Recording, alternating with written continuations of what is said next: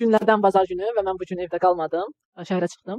Bulvarda İsveçrə Bakıda adlı bir tədbir var idi. Digər videolarda bunun haqqında görəcəksiniz. Videolardan gördüyünüz kimi İsveçrə Bakıda həqiqətən özümü Zürih gölünün ətrafında gəzərkən, dağlarda qatarla səyahət edərkən hiss elədim. Ümid edirəm buradan manifestim tutar.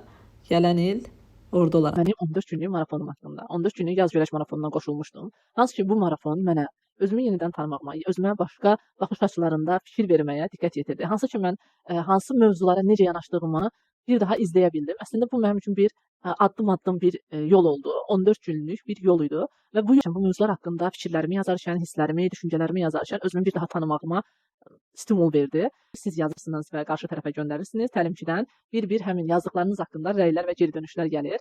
Mənim üçün bir addım məncə Coşqun bəydən müsbət rəyləri almışdım. Bəzi yerlərdə çox boşluqlarım olduğunu bilirdim. Hansı ki onu yazanda da nə qədər hiss edə bilmədiyimi də qeyd edirdim. Ancaq o boşluqları daha çox doldurmağa çalışdım.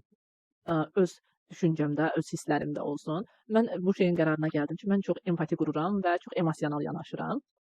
Fantaziyam çox zəifdir. Necə zəifdir? Fantastik bir şeylər yaza bilmirəm. Ən çox sevdiyim şey, bu kitab mənə hədiyyə verildi. Coşqun bəyin imzası da var. Və burada kitab belə bir şeylə başlayır ki, çay yoxsa kofe. Bu mənim ən sevdiyim mövzudur. Mən Coşqun bəyin yazdığı əsərlərin oxumamışdım. Mən təsadüfən LinkedIn-də tanıdım, Coşqun bəy haqqında məlumat aldım. Mənim üçün həqiqətən xoş oldu. Çünki Azərbaycanın yazıçılarını uzun zamandır oxumurdum kitablarını. Ən sonuncu deyəsən Salam Qədirzadənin Ülkər Aytaçın kitabını oxumuşdum, yoxsa İsmail Şıxlının Dəlikür. Yadımda deyil tam olaraq. Yəni oxuyurdumsa da retrolardan oxuyurdum, yenilərdən heç nə oxumurdum.